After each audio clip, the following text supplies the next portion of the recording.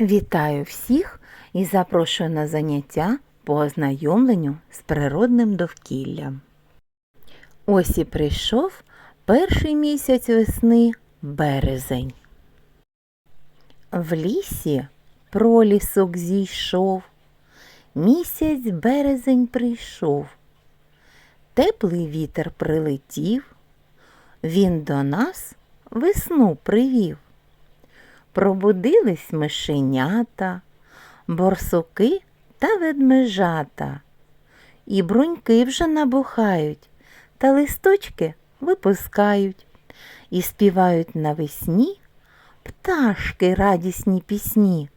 Стануть гнізда будувати, пташеняток годувати. Місяць березень вітає, всіх навколо зігріває. Березень – перший місяць весни.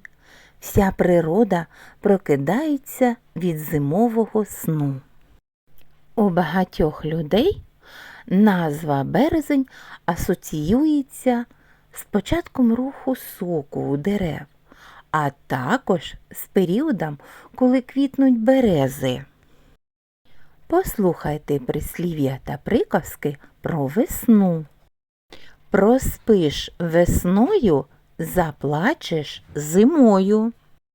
У березні не байдикуватимеш, восени і на зиму до столу матимеш. Навесні на городах та в полях люди саджають ячмень, пшеницю, моркву, буряк, цибулю та багато іншого, щоб восени зібрати гарний врожай. Давайте з вами пригадаємо ознаки весни. Небо стало високе та блакитне, по ньому пливуть білі хмаринки. Сонце світить яскраво та пригріває. Дні стали довші, а ночі коротші. У вербички навесні розпускаються бруньки.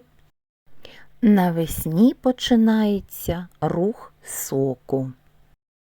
Розпускаються перші весняні квіти – пролісок, сон-трава, мати й мачуха, підсніжники.